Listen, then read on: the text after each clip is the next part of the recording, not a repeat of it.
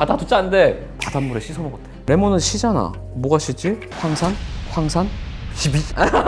진짜로? 그래서 황산을 우리는 닥터 프렌즈. 안녕하세요, 닥터 프렌즈입니다. 저희가 드디어 게임 광고를 받았습니다. 그것도 너무 큰 게임이야. 대항해 시대 해봤죠? 저는 2, 4 진짜 많이 했어요. 여기는 저도 2. 4는 안 해봤어요? 4는 많이는 안 해봤어요. 옛날 사람이다. 이거 옛날 사람. 옛날 사람이다. 이게 정식 명칭은 대항해 시대 오리진입니다. 이름만 들어도 약간 근본 느낌 나지 않아? 대항해 시대 2를 정식으로 계승한 작품이고, 그러니까 이거 뭐 리메이크도 아니야. 그냥 계승한 거야. 사실 2가 제일 명작 중에 하나였지.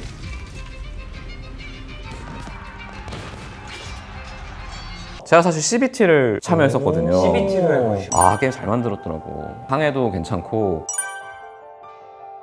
일단 안에 들어가 있는 항해사분들 일러가 미쳤어. 손을 갈아 넣은 것 같아. 그래서 저희가 이제 제 2차 CBT 경험과 더불어서 이전 시리즈 뭐 2, 3 꼭 대항해 온라인 이런 경험을 살려가지고 저희가 대항시대 오리진 의학부나 1타 강사가 됐습니다. 여기서 저한테 임명을 해주신 거예요. 1타 강사야 우리. 그 당시에 배를 탄다는 거는 왜 이렇게 돈을 많이 받았냐? 사실 목숨을 거는 거였어. 그렇지. 그리고 하다 보면 자꾸 선원이 죽잖아. 죽어. 그냥 이유 지금 생각해보면 배 타고 왔는데 사람이 왜 죽지? 그렇지. 죽을 수밖에 없는 환경이거든. 그때 만약에 이낙준이 타고 있었다면은 아, 나는 죽었지. 당시 유럽에서 있었으면 배를 안 탔어도 그렇게 건강하지 아, 않았을까? 오래 못 살지. 그래가지고 저희가 이제 지금 이제 항해를 준비하시는 우리 여러분들께 와. 잃지 않고 안전하게 항해할 수 있을지 1타 강사의 관점에서 중요하다. 대항시대 오리진의 질병들을 좀 알려드리려고 합니다. 이게 약간 의학의 역사랑 맞닿아 있어요. 준비하면서 당황스럽더라고. 아, 정말 그 시대는 강한 자만이 살아가는 시대. 강한 자는 왜 뱃사람들이 강한 사람이었는지. 뱃사람 하면 사람들이 왜 두려워하고 아. 그 사람들이 술집 들어서 술 마시기 시작하면 괜히 집에 가고 캡틴이라고 하면 왜 멋있고. 왜 강력한지. 어. 항해를 하면은 게임에서 재해가 있잖아요. 재해. 그치. 재해가 계속 발생하잖아. 쥐가 생겼다. 그 역병 돌아가지고. 역병 돌아가지고 여기서 제일 중요한 질환이 사실 괴열병입니다. 괴열병. 치명적이에요. 왜냐면 내가 별 생각 없었어 옛날에는. 근데 이번에 오리진으로 하다 보니까 괴열병? 이 약간 의학의 역사랑도 맞닿아 있고 그렇죠. 또 내가 의사니까 네. 아 이거 지금 내가 가면은 다 치료해 줄 수 있는데 와. 별것도 아닌 건데 이렇게 개고생을 했나? 그래서 그때는 어떻게 했을까? 해서 이제 찾아봤어요. 일단 괴열병이 왜 생기는 거죠? 근본적으로 뭐가 부족해서 생기는 거죠? 비타민 C. 비타민 C지. 예. 지금 우리는 뭐 비타민 C 다 알고 있고 사실 보기 어려운 병이야. 21세기 대한민국에서 괴열병에 걸리기가 쉽지가 않아. 그치. 쉽지가 않지. 근데 이게 언제부터 문제가 됐을까? 오래되긴 했겠지. 배를 좀 오래 타야 되잖아. 가까운 배에서는 쉽지 않았을 것 같고 좀 멀리 가는 대항해 시대 때. 그렇지. 대항해 시대 16세기에 이게 주로 문제가 됩니다. 대해양 항해를 본격적으로 시작한 게 신대륙을 발견하고 나서인데 그렇죠. 누가 발견했죠? 콜럼버스. 콜럼버스가 이 괴열병을 겪습니다. 본인이 본인이 겪진 않아. 본인이 겪진 않아. 본인은 이렇게 좀 좋은 거 아, 먹었겠지. 선장이니까 선장방에는 따로 있었대. 있겠지, 뭐 절인 있겠지. 야채도 있고 뭐 그래, 좋은 거 그래, 있었대. 근데 당시 선원들은 그런 걸 못 먹으니까. 근데 그때는 단순히 이제 그냥 먹는 거를 어떻게 선장이랑 그치. 어떻게 갖게 먹겠어. 뭘 먹어? 말이 안 되지 그래, 사실. 그래. 그래서 그거에 대해서는 별로 그거를 안 했는데 콜럼버스가 이제 처음으로 유럽에서 대서양을 건너서 신대륙으로 왔잖아. 이게 얼마나 오래 걸렸겠어. 게임상에서도 오래 걸리는데. 게임에서 한 40일 정도 걸려. 실제로 갔다고 생각해봐. 가던 도중에 이제 갑자기 선원들 중에 잇몸에서 피가 나고 설사를 하고 혈변을 보고 혈뇨를 보고 정말로 힘이 빠져가지고 아무 일도 못하고 아주 곧 죽을 것 같은 애들이 생긴 거야. 말타. 그럼 콜럼버스가 어떻게 했을까? 이 선원들을 그냥 묻었을 것 같은데. 버려요.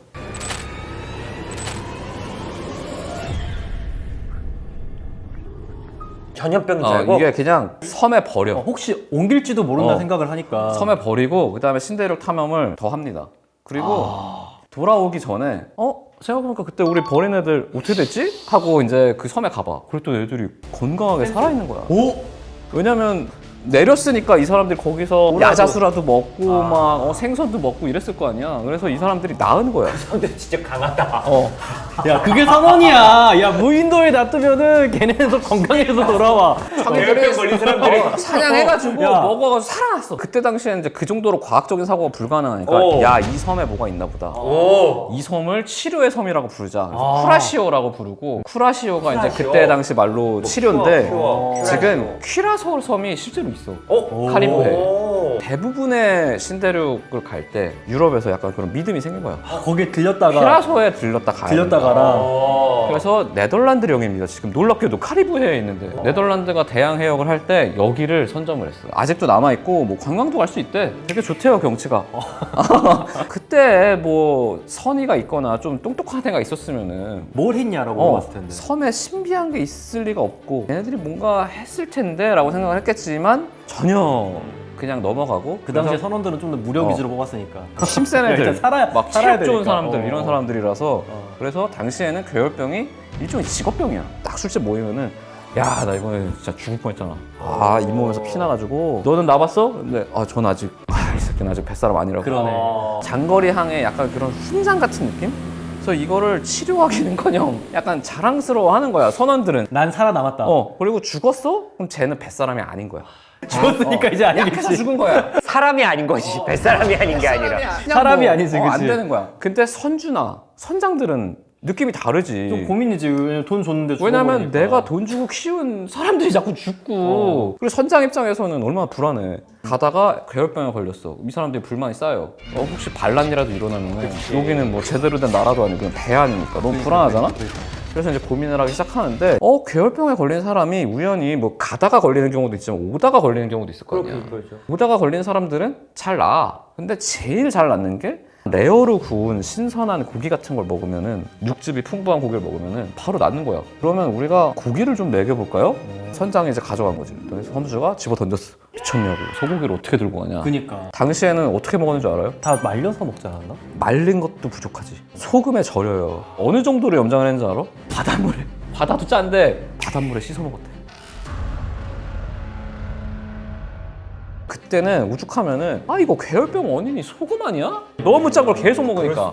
바닷물보다 짠 정도면 음식 와. 썩을 수가 없네. 근데 너무 어려운 게 이제 육지랑 너무 다른 환경이니까 너무 다른 환경이니까. 원인을 뭐가 뭘지 찾을 이게 수가 알 없겠네. 수가 없어. 근데 어선은 안 생기는 거야. 왜냐면 어선은 생선을 계속 잡고 그 생선을 먹잖아. 신선한 생선을. 근데 대양 해역을 하는 빠르게 움직이는 범선들은 속도가 너무 빠르니까 낚시하기가 쉽진 않아요. 게임상에서는 낚시가 구현이 돼 있지만 어렵습니다, 사실. 그래서 게임상에서 어떻게 구현되는지 알아요? 움직이면서 낚시하면 잘 안 돼요. 배를 세워놓고 해야 돼. 그러다가 이제 이거 어떻게 해야 되나 고민을 합니다. 왜냐면 해군이랑 상선이 계속 걸려. 빠르게 움직여야 되니까. 근데 오히려 해적들은 없어, 괴혈병이.